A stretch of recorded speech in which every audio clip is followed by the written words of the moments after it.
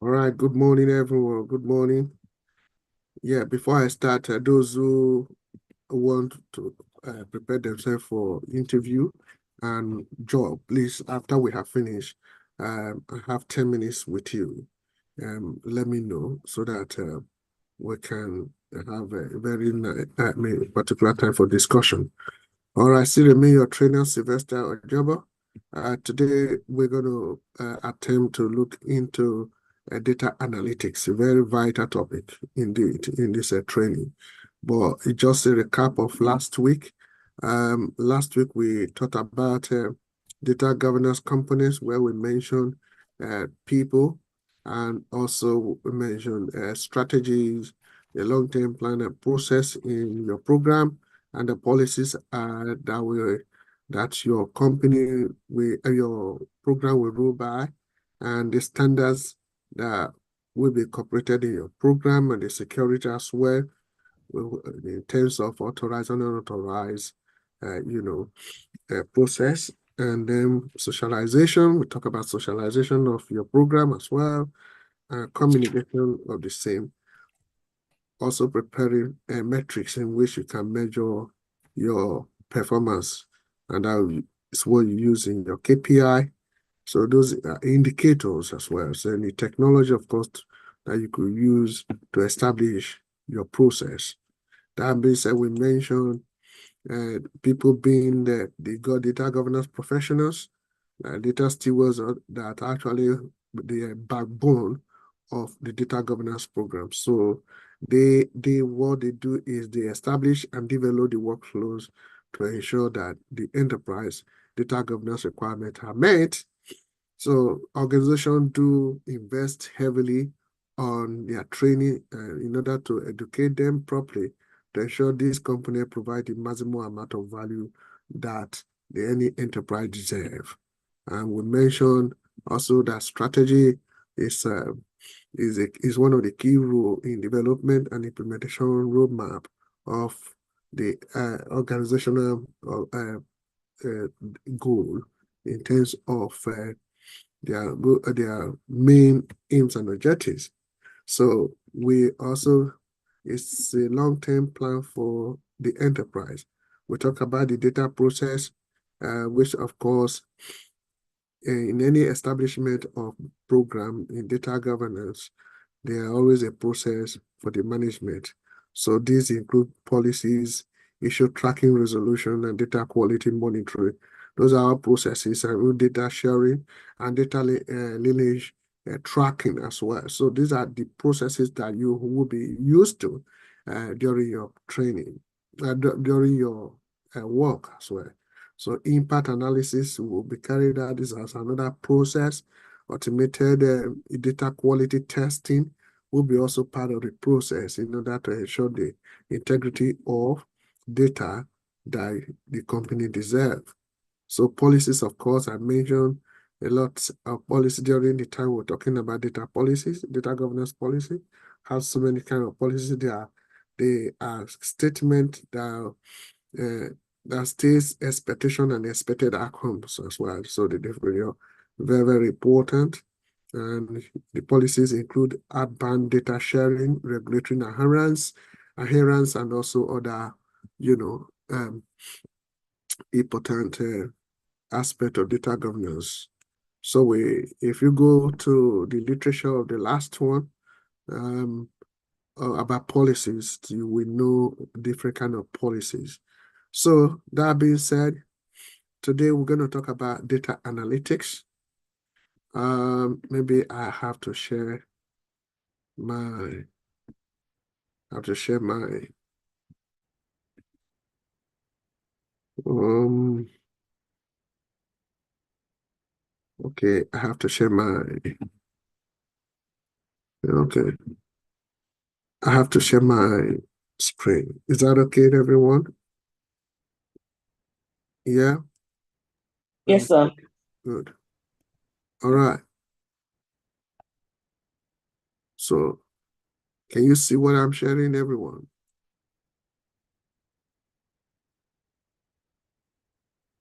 Yes, sir. We can see it, sir. I Good, can see it, sir. good, thank you. Thank you. I like people who are answering me because you have to be more interactive. Please put your heart in this teaching, especially when you know you're going to be applying to become a data analyst. Data analytics is part of the data analyst. You're going to see a lot right here, even though we're going to treat data quality, as a separate or something. Data analytics is very, very important. And if you are a business analyst too, you'll be very used to this training because your trainer, Sylvester, is a business analyst certified as well. So not only data analytics analyst certified, but this aspect of data of this training is very, very important. Please pay attention. Some of you may have been doing some part of it many years now, but I want you to know that it's going to be in-depth and it's applicable in data governance, program as well. So I'm going to say I welcome those who just came in as well today, and please take advantage of what you're hearing. So data analytics is a very, very important aspect of data governance. Okay, this is just a schematic kind of process of data analytics. So start with capturing of data from different data sets, database. You have to process the data yourself. You have to store it on authorized data, targeted database. And then you can also analyze the same. You then visualize it and then you use it. So the end user will always know why they should use it after looking at the domain to which to take decision for your visualization. This is just a schematic. You're going to have it. I'm going to send the literature to that effect for you so that it can easily be looked into. So it comes in different 5 key trends in data analytics. We talk about blockchain, and then we talk about analytics, conversation analytics, augmented data management and analytics, predictive analytics. That can be grouped in a different form here, okay? But what is data analytics itself? I got my own personal definition, and from experience, I'm able to kind of really, point out this definition. So it simply refers to as a systematic process. Whenever you have the word process, don't forget that. Yeah, last week we mentioned one of the components of data governance, process as well. So it's a systematic process. When you talk about systematic, it has to be, it's not just like linear. It's just a system put in place that has a process, running in order to ensure the goals you want to accomplish. So it's a systematic process of what? What do you use it for? What do you use the process for? Of examining. See, examine. Please take note of this. Cleansing, transforming, and interpreting raw data. Okay, do we have Anthony here or Mary? Can we do you want us to highlight this raw data? Yeah, Mary? Yeah, I'm here.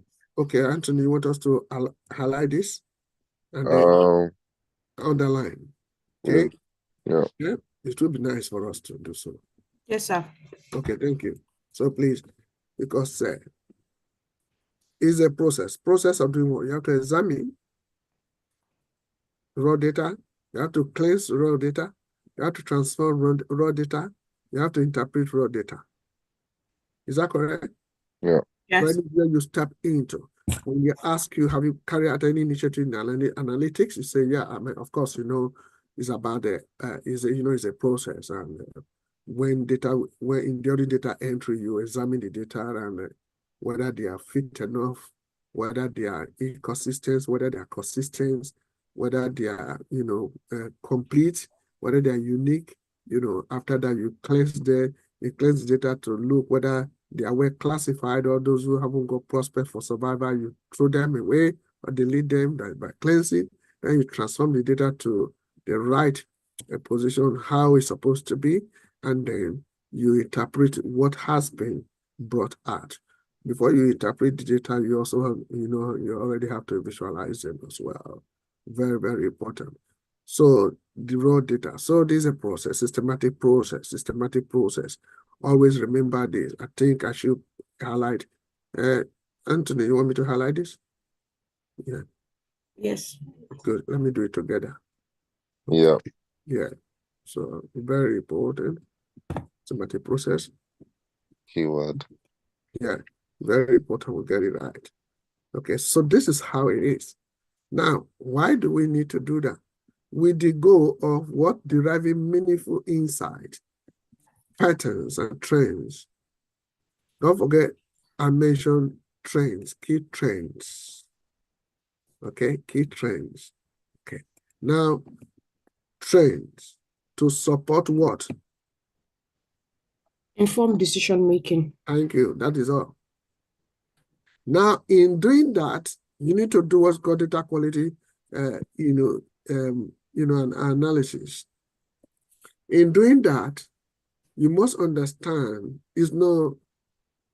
it requires expertise. How will you be able to examine, cleanse, transform, and interpret data?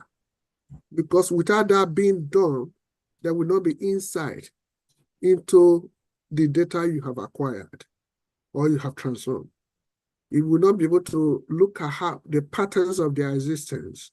It's always happening. This is always happening every season, every Easter season, every Christmas season, every destiny pattern of appearance, a pattern of, like if you're dealing with CRM, platform, and then you discover that, okay, you know what, this kind of clothes always comes also time. This kind of clothes always comes also time. You already know the pattern of when clothes are coming. So you know how to have an informed decision on how you could be ordering into your shop. Or if you are doing stock market, or if you are in a fintech, you'll be able to advise in the chief executive, where especially when you are a business analyst, you're able to advise them based on what they have been visualized to you, and so that they can have a domain to which they have a strategic informed decision. So on that basis, you must know how to interpret data when they are brought to you. The insight you have into reality, the patterns of the occurrence, and the trends, and different kind of trends that will take place. Okay. So when you have those decisions, what do you use it for? Solve problems. You solve problems with it. Okay. Or improve efficiency. Efficiency is normally measured by 100%. So if you're having about 75% before, you might have 90. Depends on what is brought before you. But if data are not well processed, there's going to be problem. There will be data quality problem. And then you have to carry a data quality initiative. Okay.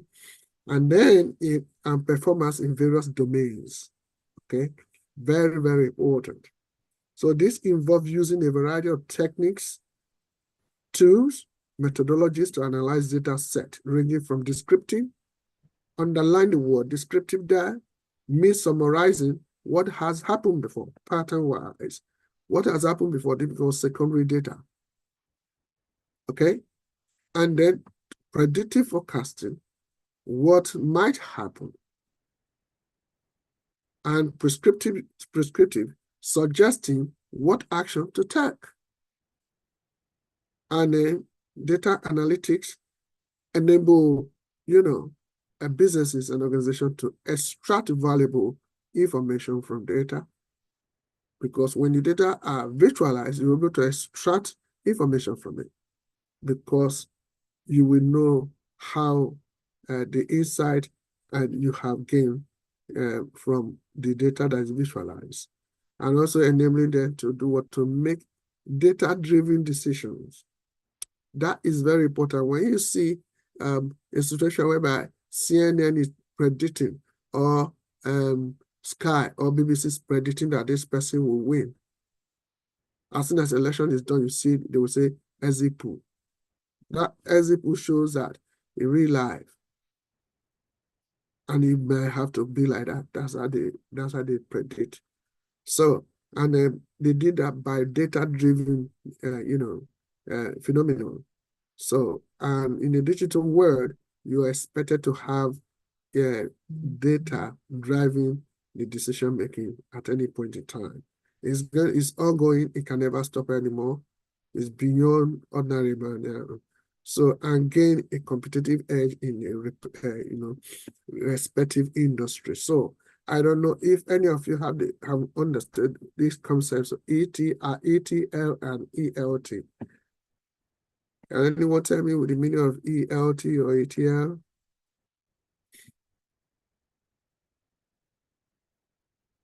Extract, transform, and load. Yeah, extract data, you transform the data, and what And you you load load into a targeted database. Yeah, what about ELT? ELT, extract, load, and transform. Yeah, depends on the software you have as well. And these two last one are normally very close to each other. So depend on the software you also using. So please remember this. You remember these two, and when we're going to do some practical, you're going to be you're going to be aware of this probably. Okay, that is analytics. So the key aspect of data analytics include data collection. You have to collect data from the entry, okay, from any database, sensors, or surveys. What you do, you have to clean your data, removing or correcting errors, inconsistencies. These are talking about, as at this time, we're already talking about data quality now. Inconsistencies or missing data to ensure the quality of the data set. So if you have a missing data, you have to enrich your data to make sure they are consistent. And then we talk about transformation. That's what you just heard of right now. That is structuring and organizing data into a usable format. Format like what? Format like what? Aggregation, normalization, or scaling. If you want to do that, you try to, when there's a data that has come, is MP4, and you store in the MP5, MP3, you're not storing it properly. Or maybe if every data that need to come here must be PDF format, and you send a Word document format in it, you're not transforming it properly. So it will affect your process as well. So transformation is very important. We have statistical analysis, using statistical methods to analyze data, such as calculating average, variance, and correlations and distribution. All these are found in the software anyway. If you want to calculate variance, from where you want it for or where it has been, what's the difference between the secondary data or existing data, descriptive data you already have to this data. If you want to say, okay, right now, can you compare this now with the various one? The variance that occur, that's called differential. That occur. With this mathematics, we say differentiation. Okay, and that variance can be calculated. You can also relate it to percentage if you want to. So the correlation, how does it correlate with that as well, and the distributions as well? So you'll be able to have statistical analysis right from the tool you use. If you use Power BI or MySQL, or those in academics, you can use SPSS. Okay. One of you here that I have trained, I try to test the person if he can handle very high volume data. I carry a very high volume data so that he can visualize and use it Power BI. He was able to do that. Very impressed.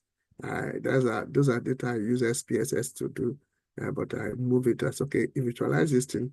I wanted to play around with this data. Wow, he was able to do it, and today is very good in his work. So that's an aspect of it. With data visualization is about representing data visually through chart graphs and data boards, in order for people to understand, have an insight, and at the same time interpret the data. And we're going to treat that separately very, very important as part of the curriculum. And this is where, if you don't visualize data properly and using the right data for the right kind of job, or right shaft, or a visualization for the different kind of job, then we may have problems. So it's very important we use the right data, we use the right visualization for the right job, and that will really be good. Anyway, we also have predictive analytics, which of course we're going to treat that separately today as well, using historical data and machine learning algorithms to predict future outcomes or trends. So it's very, very important that we have the weather forecasters and also those who in the stock market sometimes use this as well to predict what's most likely to occur.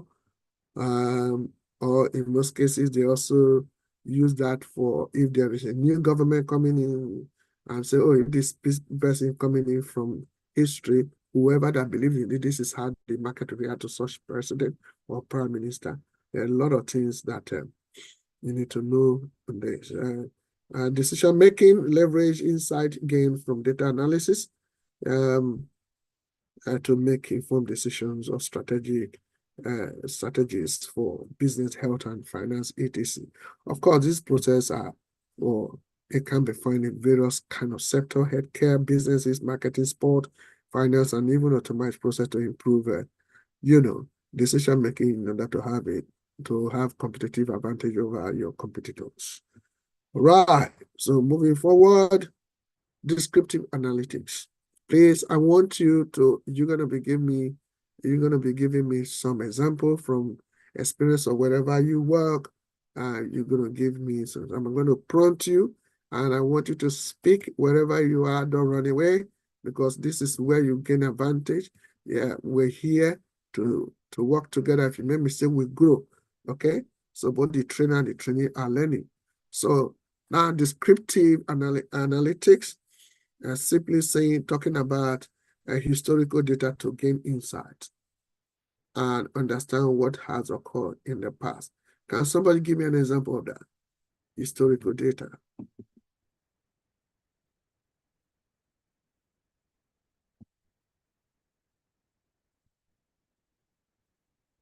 This thing has occurred before we have this database. Is occurred.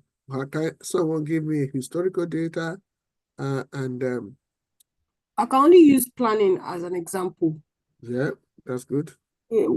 Basically, in planning, there are some activities or milestones that are historical that have been completed in the past. So sometimes if you are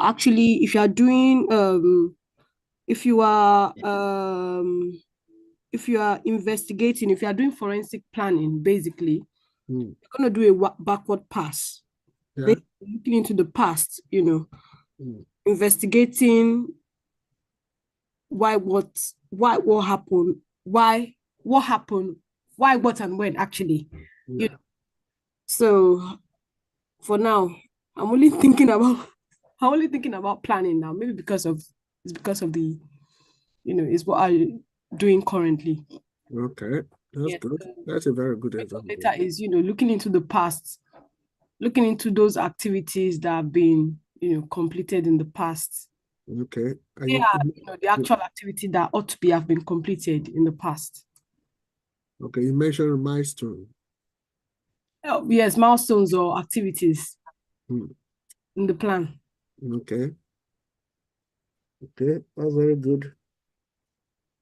Even within that, if you are in the construction industry, you know when to draw the first milestone, isn't it? Yes. Because you already know within the prep to the main job, there are things that need to be taken place and that need to be scheduled as already a milestone that need to be done. Yes. Okay. All right. But it still depends on the project engineer or project manager. If you say this is what I want it to be, that is a milestone, it has to be done by this time. It has to be done. Okay, we have harvest fencing, route Extracting operation piling, on and site. taking permits, moving posts, and we also have F11 done already, letting people know that there's going to be construction taking place within the vicinity. All right, and I set a milestone before every that is going to be done. Okay, that's good. It's a very good historical data. I saw one hand up, and the hands came. Yes, that was me. I was just going to say, in addition to what Mary said, in planning, for example, if you're doing construction of a building or construction of a school or something, they use historical data to map out and plan whatever they're going to do.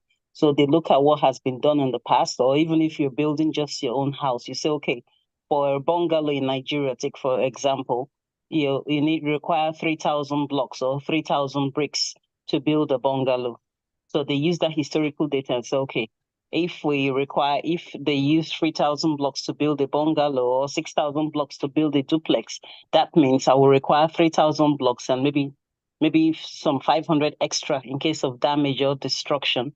And once you have that, you already know that your bungalow is in place. Then you look at what people have done in the past, marble flooring, how much has been used in the past. So based on what you have from the past is what you now inform your present decision as to what you want to do, or how you're going to go about building your bungalow. And then, of course, you say you want to put a borehole in the premise because of lack of water. You look at what people have done in the past. How much does a borehole cost? So a borehole costs to dig it and put everything in place costs about 200,000. Based on that, you say I have 200,000 naira aside, and then I have 50,000 naira extra just in case something fails along the way. So those are all historical data from which you can inform decisions for the present. Yeah, absolutely. Thank you. Thank you so much. This, from the planning side of it is very important. Okay, another example apart from construction company. I think in law. Okay. I want to hear from. Sorry, go on. I was going to use like a fashion industry. I was going to say in law. Hold on. Let me. Anthony, are you coming out? Because I want to hear from Anthony first before. Okay. An example. Yeah. No, can you come back to me? Let me. I'll come back to you. Okay, Princess. Yes, I was going to say in law. We use it a lot, historical data, because we use cases that have been, especially when you're dealing with a case, you will go and look for a case that is similar to that case and that they've used and how the judgment went. If it favored, you look for the ones that favor the case that you are about to. I did the same case you've got as a lawyer. So we use a lot of it, historical data. So to handle most cases, in order for us to be, if that case favored, that particular case favored that then you cite it. Yes. So what you do is that you look for such kind of cases in order for you to put them before the judge, so that if the person got out of that, the person win that case, you can use that same case to win your own case. So you need historical data, cases that are past to use for present cases, because the judges will not. What do I say? The judges will not go. They will always respect the former judge. What their decision was in the past cases. That's very good. Sorry, I have a question. You're talking about precedent. Yeah. You're talking about precedent of cases. Okay, that's very good. Who has a question? Yeah, I have an example. We have an example. Okay. Can you say an example is, for example, like Wall Street? Wall Street, they assess the stocks and shares of the past they That's see the correct. trends in the past and use that for the recent times and where to put their stocks and shares. I can tell you that you just mentioned it properly.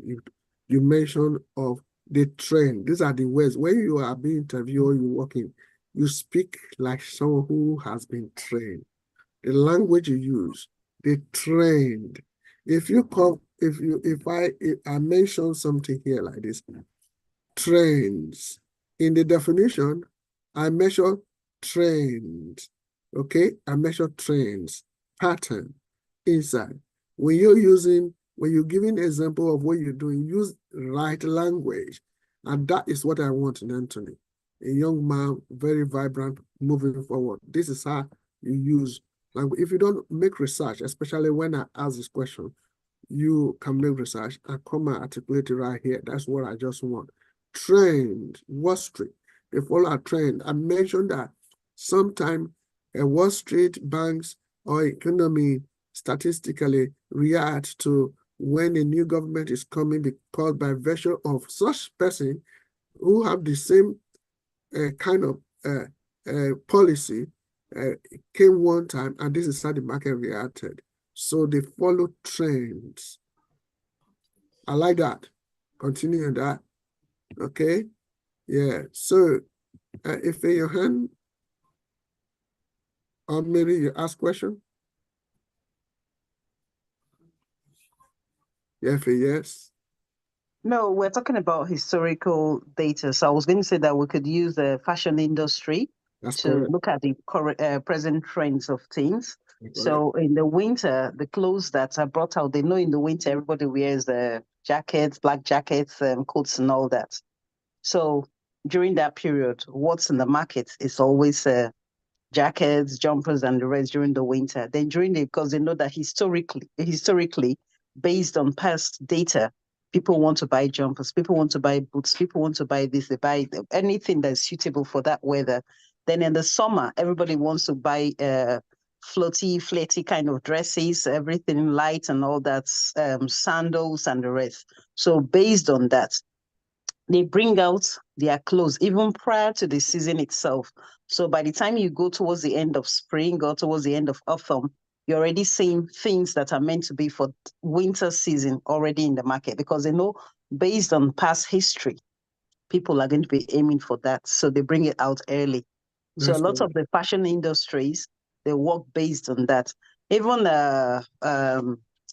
people like mobile phone owners, recently brought out iPhone, I think it was 16. And they know that based on historical data, the youngsters are going to go for not people like us, because people like me can use one phone for 10 years. I'm not really into phones. All I want to do with my phone is to make and receive calls. After that, I'm done. They know that based on past history, people in a certain area will go for those mobile phones. So they target those areas. They target areas where they know they have a lot of youngsters who use iPhones to do all sorts of things, and they sell to them in those areas. So I was saying that most historical data is based on what has trended in the past, and that is what informs their decisions for the future. Yeah. Thank you so much. You will talk about, you went further, not only trend, you talk about segmentation and market positioning as well. So that is, if I bringing those data out together and then begin to have an informed decision is very good. Yeah, Angela, who is Angela? Angela, your hand is up. I just had another example. It was about healthcare. That's very good. I can't wait to hear that. In like the winter months, they know that previously people have like elder people, they'll have like flu issues. So they know when to like order more of the flu jabs and advertise it. Wow. Angela, in fact, I've been waiting for this. That's what I've been waiting for. Because NHS, they use historical data a lot. You know, especially, we have trained people from NHS, and they're always articulating that, always. That is what they do. The GP, they do that as well. You know, they look at your medical history, so historical data. When you travel from maybe Birmingham, come to London, you have new GP, they're going to take your history of your medical situation and look at it. That's how it is. Insurance does the same thing. So historical data are very, very necessary to have an informed decision making. Okay, anybody for any shares again, or social service or fintech or anybody? Angela, thank you so much for that. I want people to be talking, and this is how we articulate our understanding of what you are being taught, because you're going to find out these things there. You can walk anywhere. Okay, healthcare. Thank you so much, Angela. All right. So what's your feed, Angela?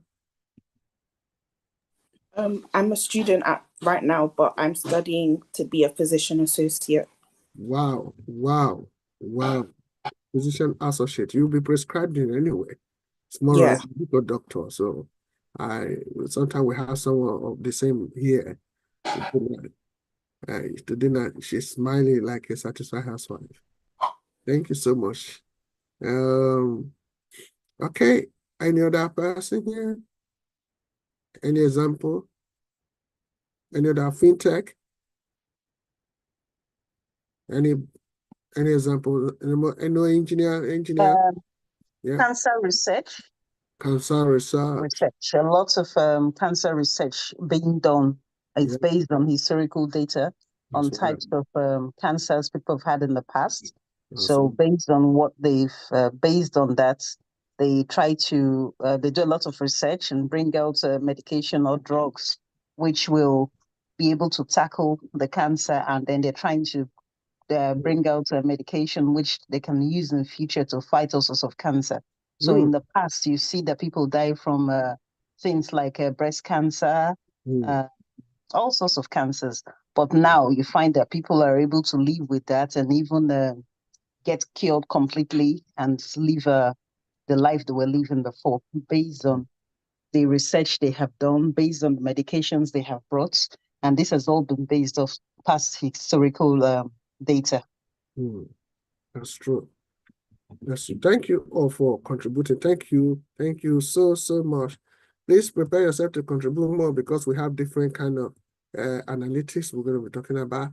So example is analyzing customer purchase history to identify seasonal trends and popular products. For example, this one is like, CRM platform. So what are the challenges you may face? The reason why I'm bringing all these things in is that I want practical approach as well, not just the theoretical.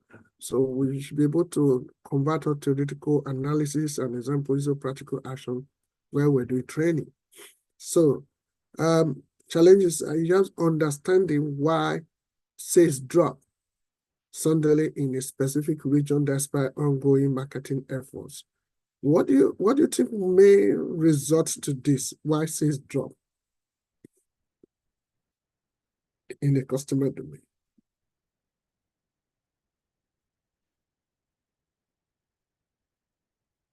Yeah.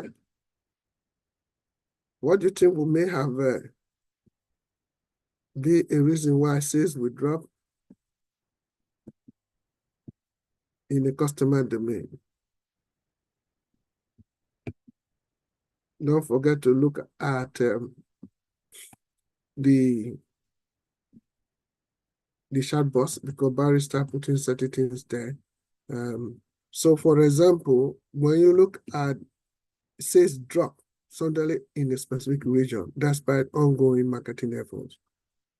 Marketing efforts like maybe advertisement and everything, but sales drop. Why? What do you think would be the reason?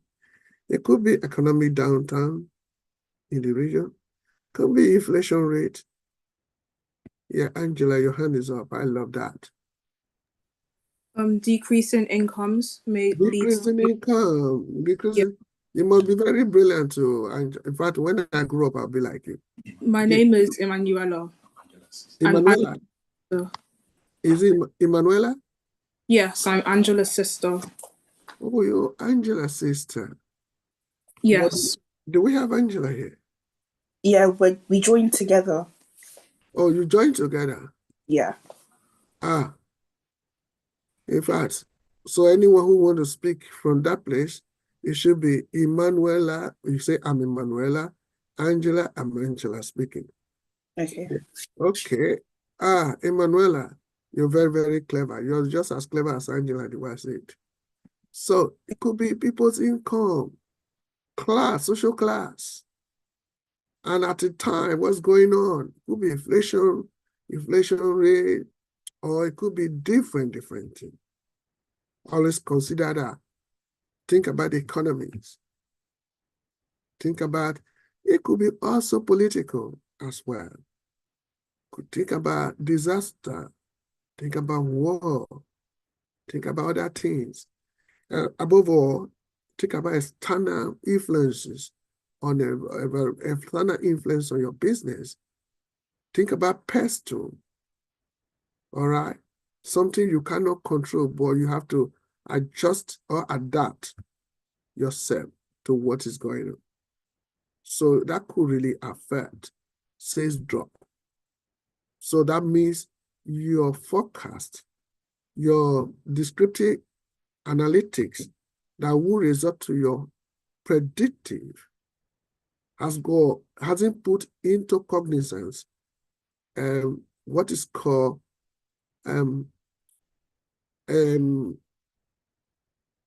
emergency kind of budget, or the account for overrun and underrun of your forecast. You know, we have what is called in budgeting, we have what is called contingency factor. Contingency factor. Many years ago, I was in a team that actually budgeted for 2.something billion in construction in Shell. And as a pipeline engineer, I did also cost estimation principles and practice. And we look at the materials cost of those construction. And when we were doing it, we were using historical data to determine the kind of construction, the budget that we will use. So, but then we use it with software called Crystal Ball. It's an Excel software many years ago. And that was nearly about 30 years, almost 30 years now. So, and not knowing that that Crystal Ball itself is short of certain concept. So, and that suggested that it's good to use contingency factor that will account for the overrun and underrun, and also looking at the terrain factor and inflationary rate. So in any budget like that, you must incorporate in it contingency factor in case there is a problem. You still remain the same, okay? And like if it was suggesting about construction the other time, if 5,000 blocks are going to be used in building a bungalow, for example, and you need to have extra 1,000 or 500 in case some of the blocks have to break. You know, this is what we do. Historically, when you're budgeting for anything from descriptive data, put a contingency factor that accounts for underrun and overrun. That will help you when you have economic downturn or people's economy by virtue of social class that are out there. That's very good from Emanuela. I think both of them work together anyway, as they are together. All right, any other example? What will cause anything suddenly says drop? Any other example? What do you think will, anyway, the bottom line, think about pest too, very, very important. Or think about, you carry out your SWOT analysis of your business after visualization, and you need to take advantage of opportunity, or you didn't handle your trade very well. Okay, and you need to also look at those things. As a business analyst, so you should be able to advise on that basis. Okay. Right. Thank you so much for that. Let's go to diagnostic analytics. So this involves examining data. Do we have Anthony there? Shall I underline this? Underline this. Okay. I have examined data to determine what? Particular event and trends. Event or trend. Yeah, Tony, do you want me to? Yeah? Yeah. Thank you. Thank you for being there for me. Okay. Right. Okay. Diagnostic analytics involve examining data to determine why. Should I put the word why? This is very important. Why? Emanuela, you want me to underline it? Yes. Good. Now, why particular events or trend occur? Diagnostic. See the word diagnostic, okay, is dia. The word DIA means a through, via, gnostic means examining. So the channel in which issues are being examined, called diagnostic analytics. So can anyone give me an example of such?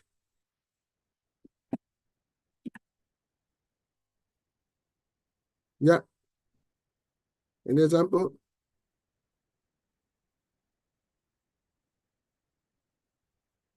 Any example? Okay. Any example? Sorry, of what? Sorry, I missed. Of diagnostic analytics. Louis, your hand is up. Thank you. Okay. An example of a diagnostic analysis is when, for instance, if a standard of service is not being met up, or is not being met up to expectation, and a series of complaints is coming into the organization, this is where data is looked into properly, and they see the flow or reoccurrence of such error. If it's a one-off, that is something that can be overlooked and will not be classed as a critical issue.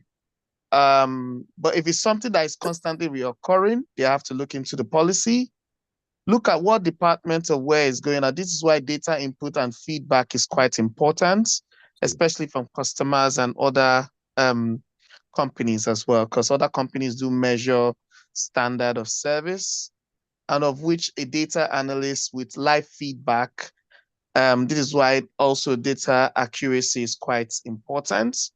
It gives them a live feed of what's going on in the organization, which they pass on to other stakeholders and give them informed information to make decision.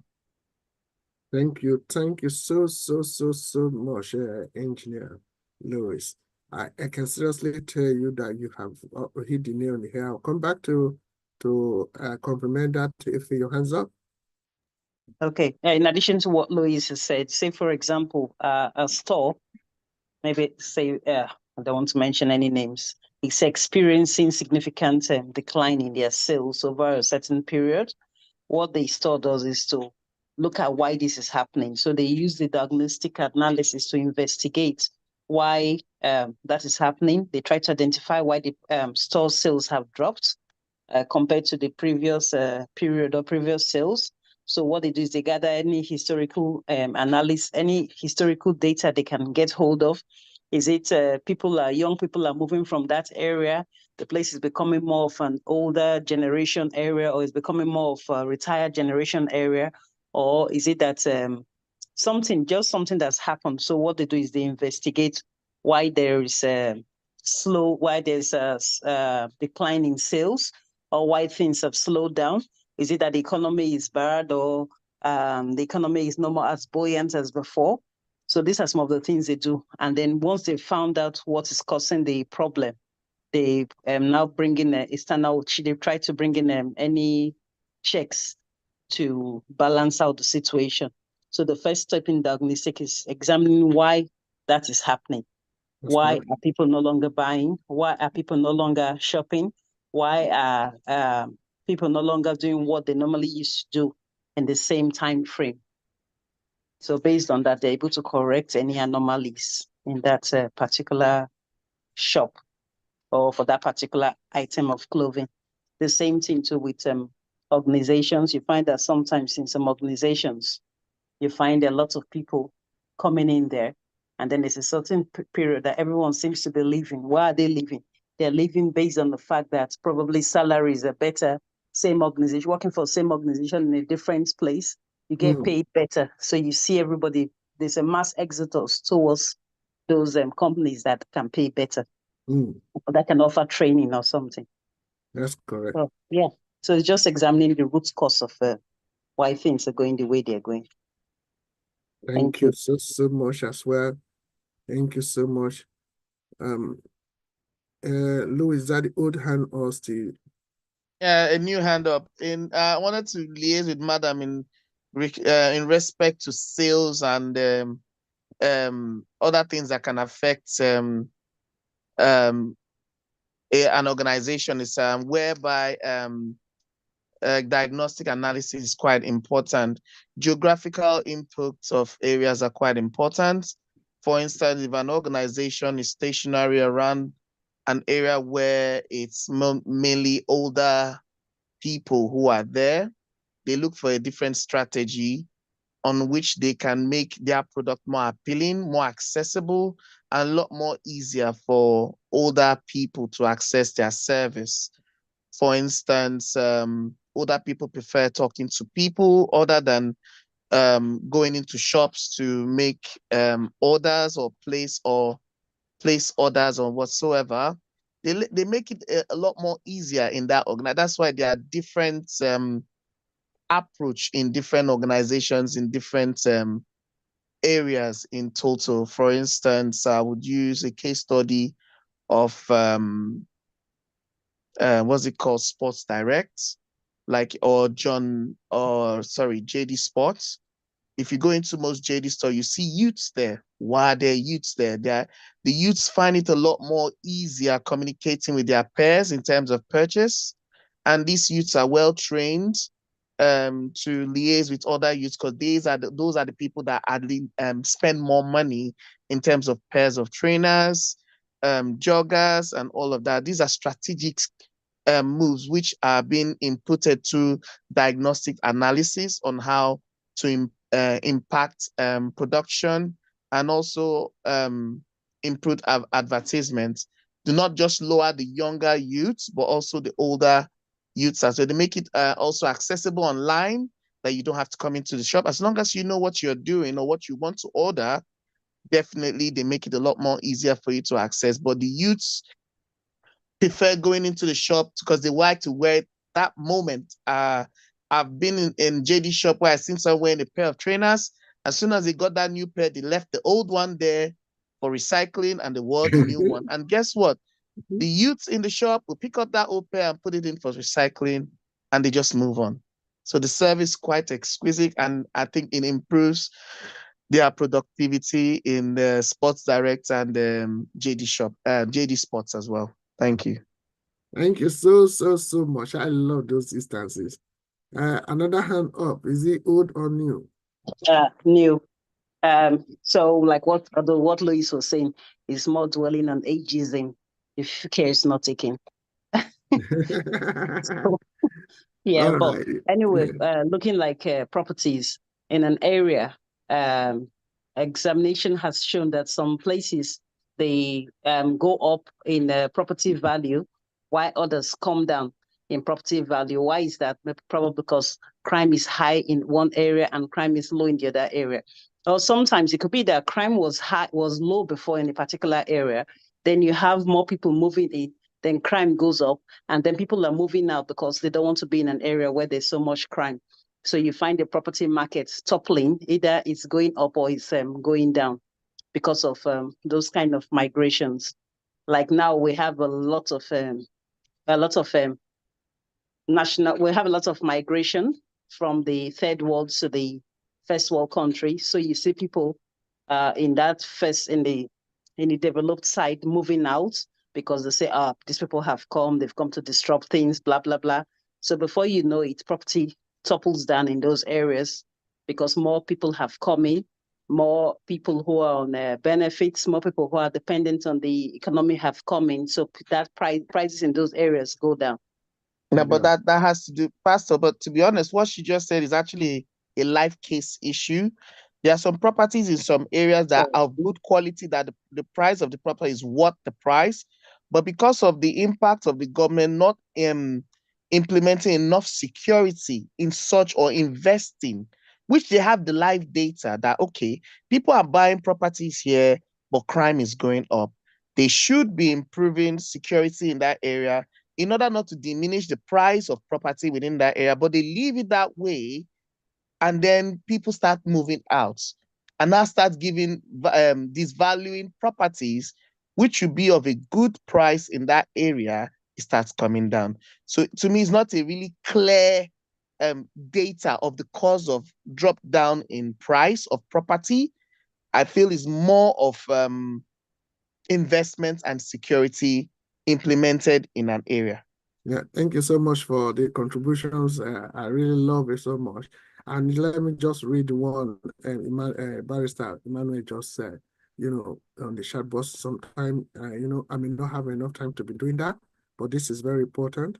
You say, as the word diagnostic, as I always say, the moment you remember what the meaning of the word is, you will have a lot of examples. The GP mechanic diagnosis, the issue with a view to find a solution to issues or problem. How can the world get better, or different cars be manufactured, working to improve current ones?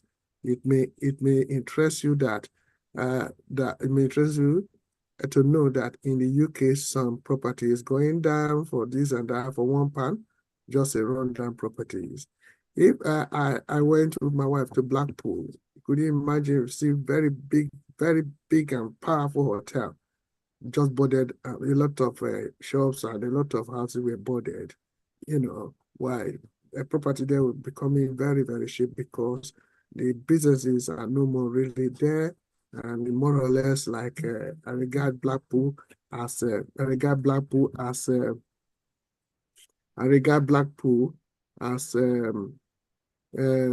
what's it called? A posh.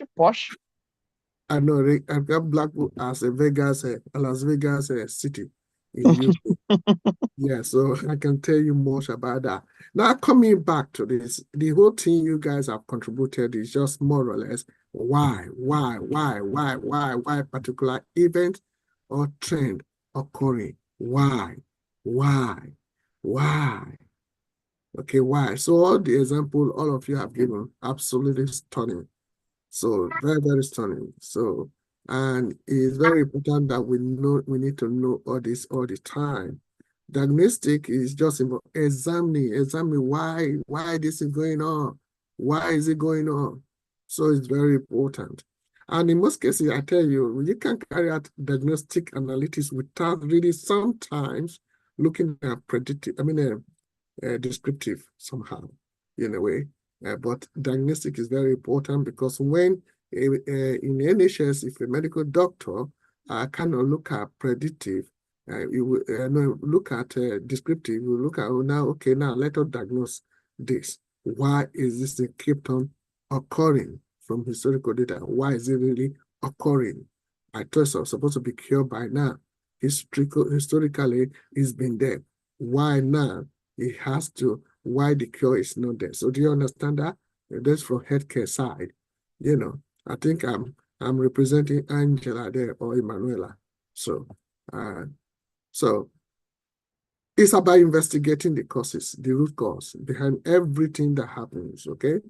And you can also use that to find solution to what has been going on. All right? So let's go to the next one. Predictive analysis. Do we have Anthony there? Do we have Ramsey? Ramsey? Yep, I'm here. Good. Yes, Predictive, I'm here, sir. predictive analytic uses data, statistical what? Algorithms and machine learning techniques to do what? What did they do? Forecast future outcomes. Future outcomes based on what? Historical data. Yeah. So shall I underline it? Yep. I'm bold. Okay. Now, don't forget this. Don't forget this. When it comes to this, you're going to be talking about variance and different things, regression line of correlations and whatever. Because if you're dealing with statistical algorithms, you need to know how to, So on this basis, predictive analytics uses that to forecast future outcomes. So what does it really do? Predicting. This is to become a prophet, isn't it? Somebody still there. Absolutely. You're predicting. You're What has predicting what will happened before? happen. So based on that, this is what's going to happen. Okay, that's what it means.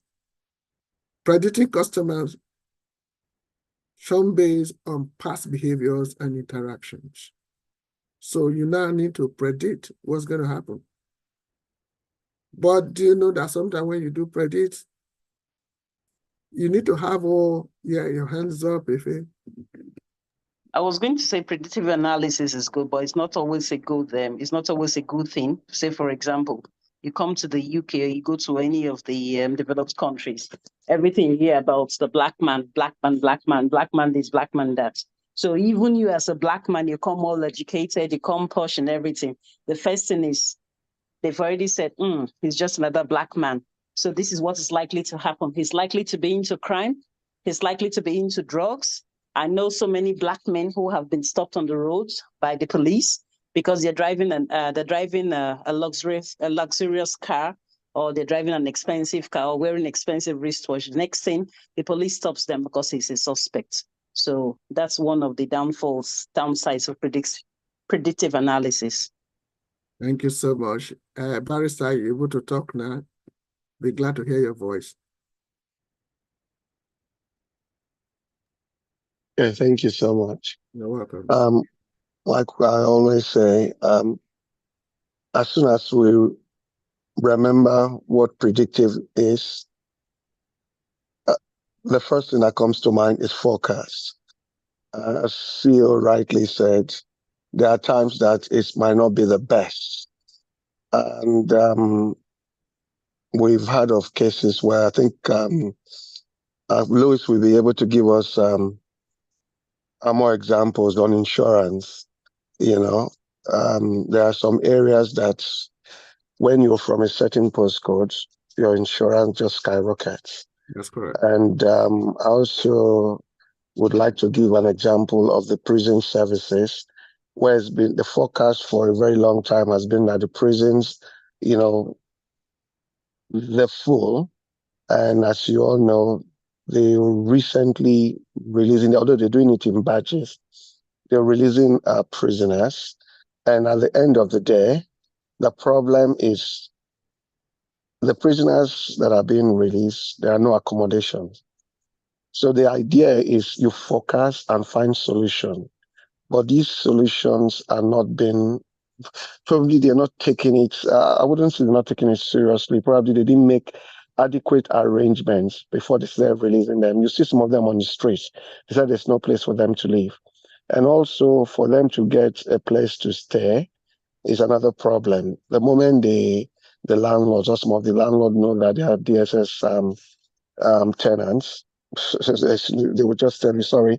And also, as you know, the prison actually works hand in hand with the probation, but the way they are being released en masse, so that the probation services don't even have the capacity to really see them to say, okay, because of those are in the NHS or the social services sector, that we know that if you're going to release, you have to do what we call a risk management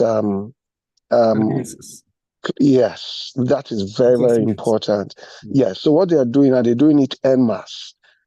You can't do that because there are some people that are not allowed to live in anywhere close to the park because of children that go to the park, pedophiles and the rest. So when these things are actually done, at the end of the day, as a data governance analyst or manager, what you're supposed to do is when you look at this data, you provide, okay, how are you going to do it? How are we going to do it? That's why organizations that employ data governance analysts and managers, they are willing to pay as much as £400 a day.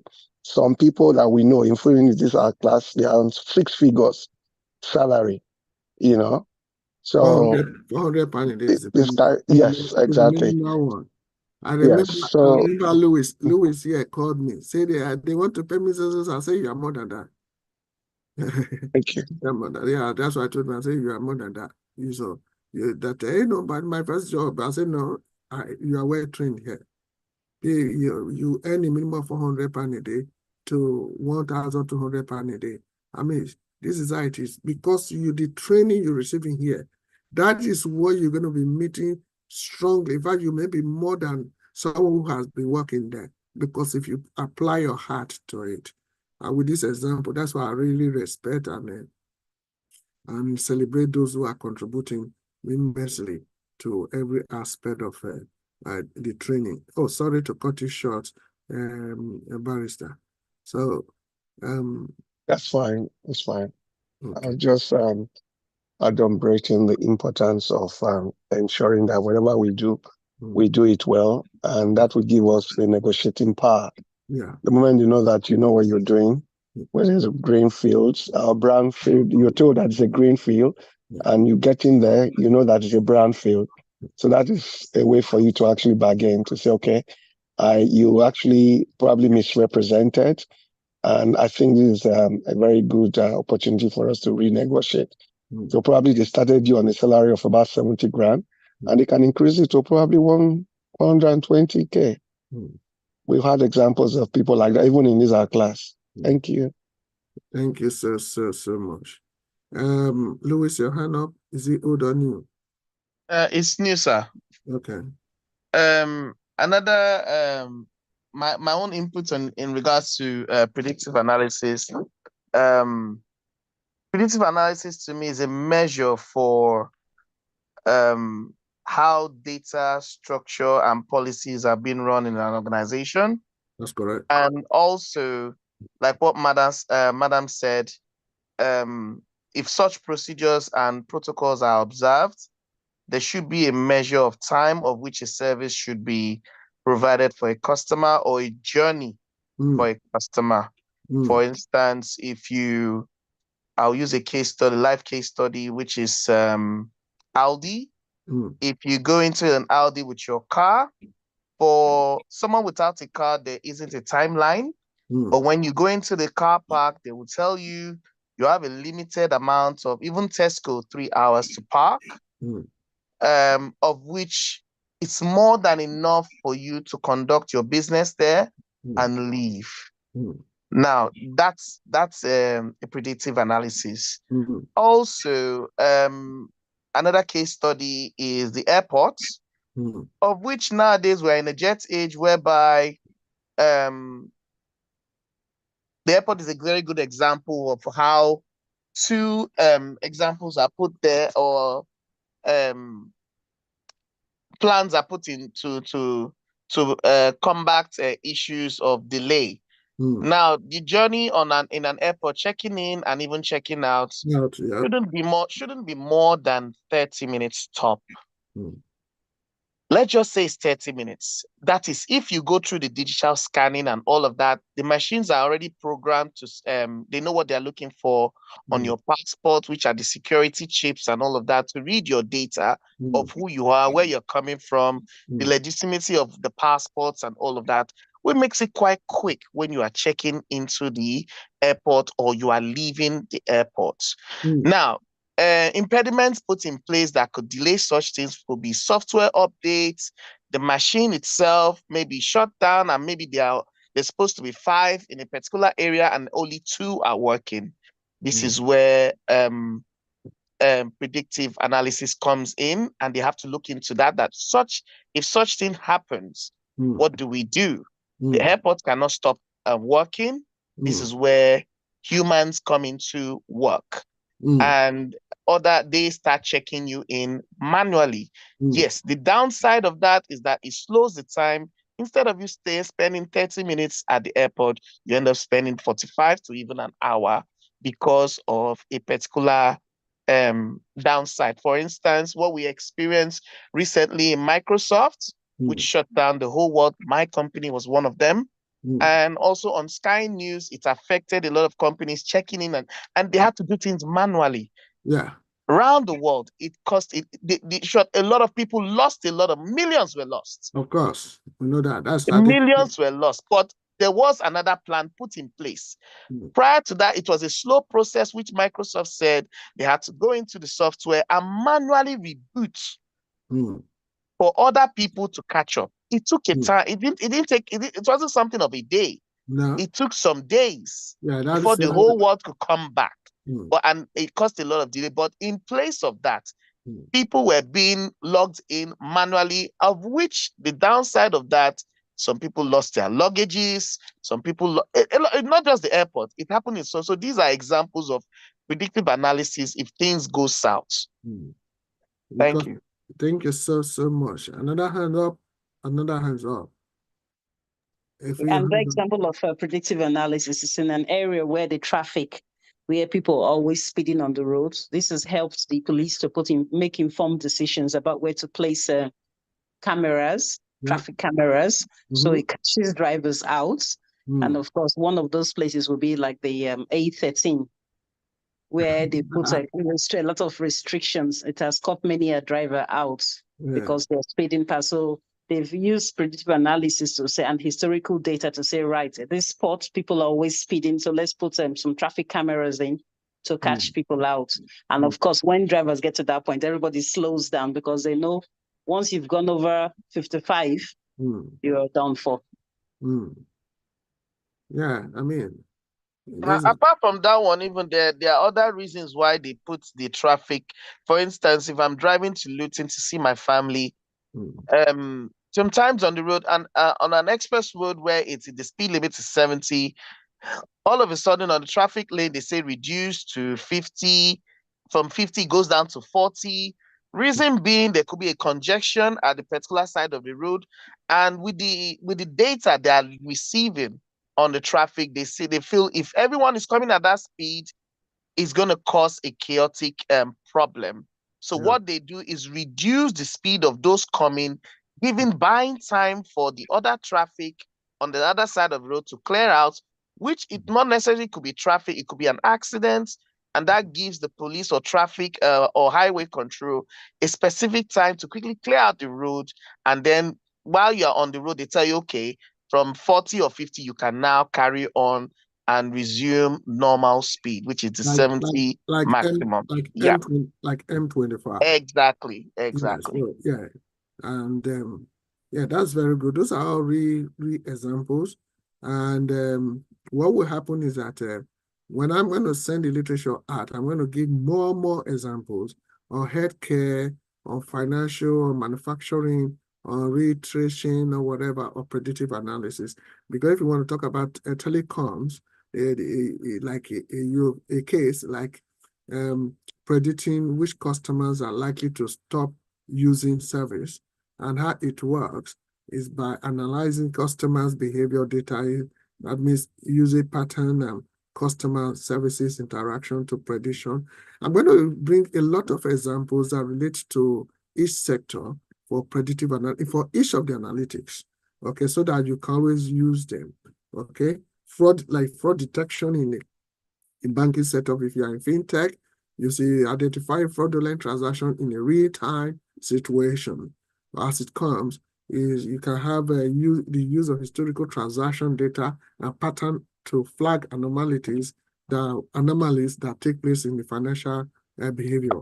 Pastor, I can give you some instance when it comes to fraud for insurance. There are a lot I can give out here. So each of these sectors, like healthcare too, you can talk about healthcare, you can talk about e-commerce, retail e-commerce, you can also utilities and human resources.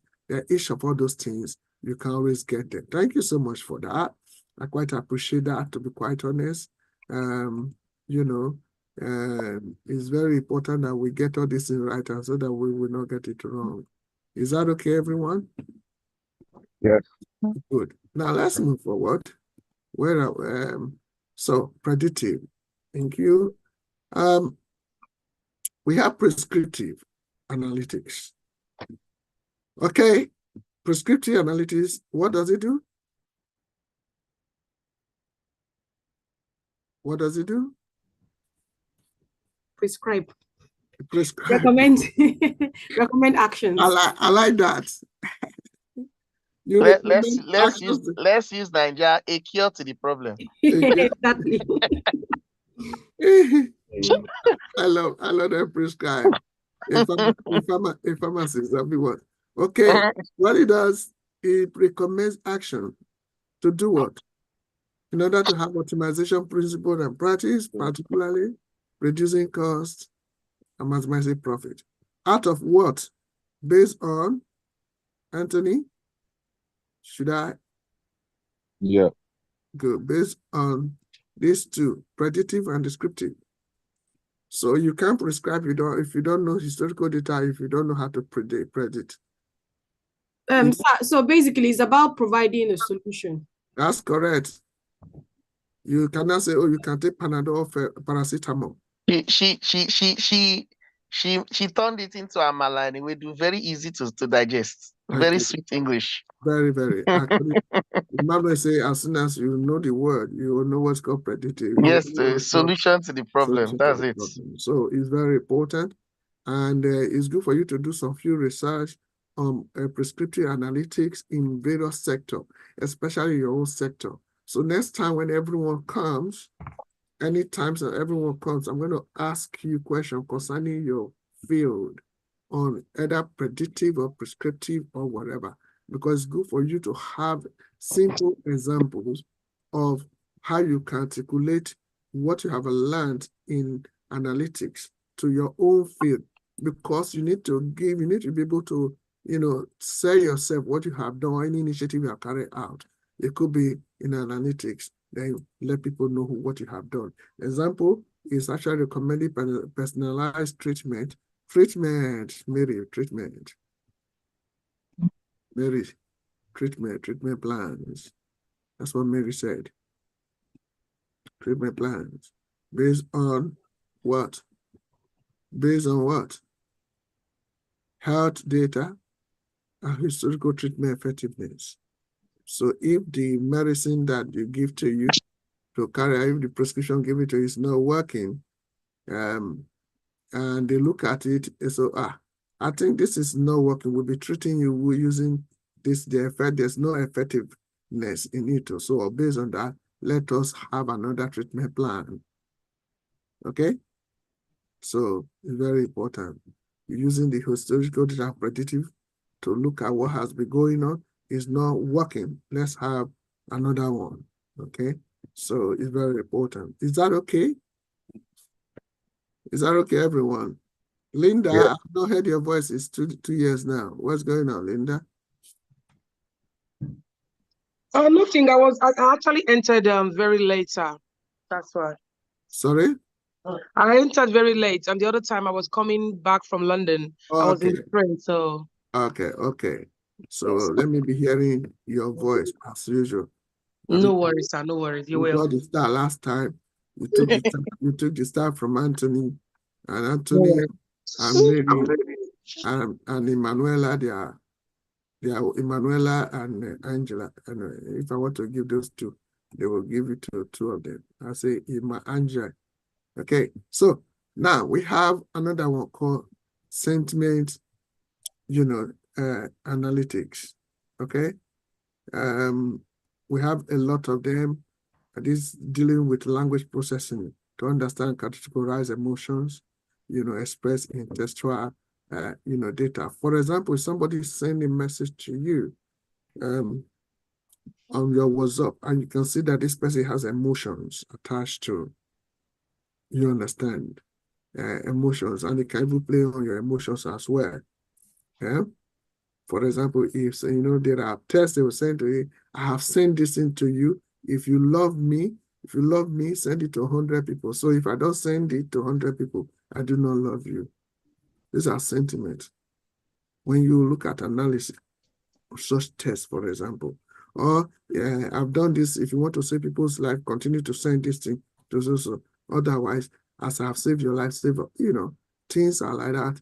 Social media trying to, gauge people opinion about the recent product launch is also part of it. Sentiment, but we have a lot of, analytics.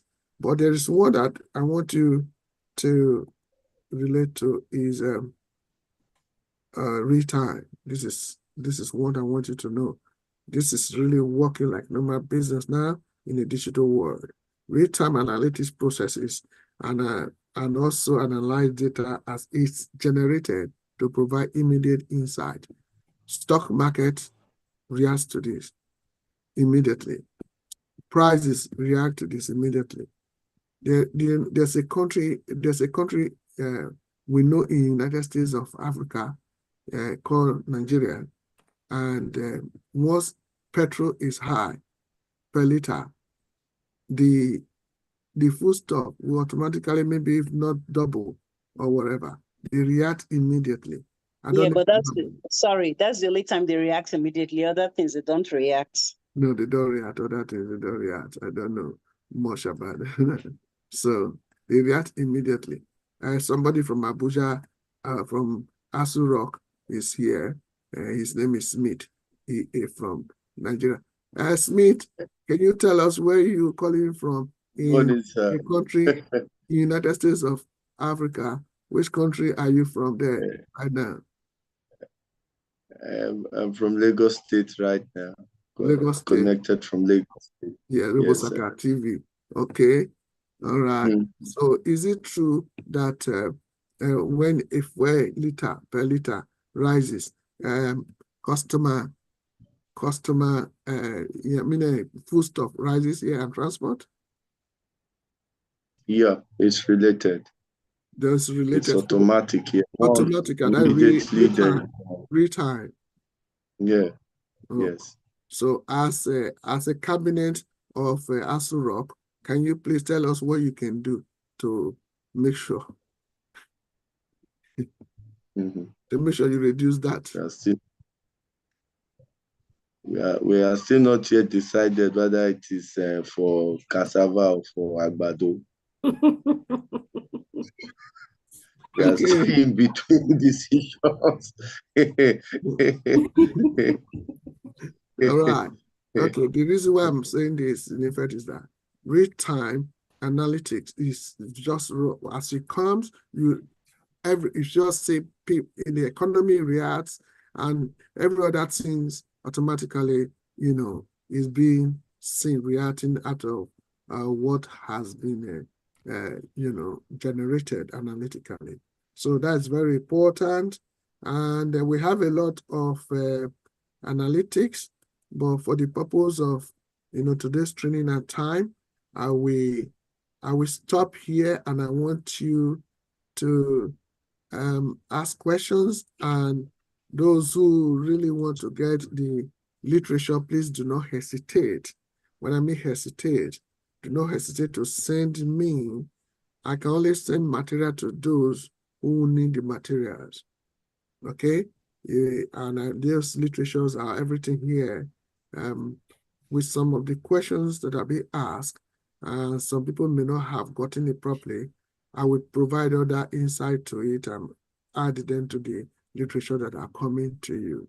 So you must make sure you send me particularly a WhatsApp, your email address, and because I have some of your email address already, but particularly today, send all yours to me, and I'll put them together and send you literature for this week and literature for last week, And Pastor, you must send it for me. so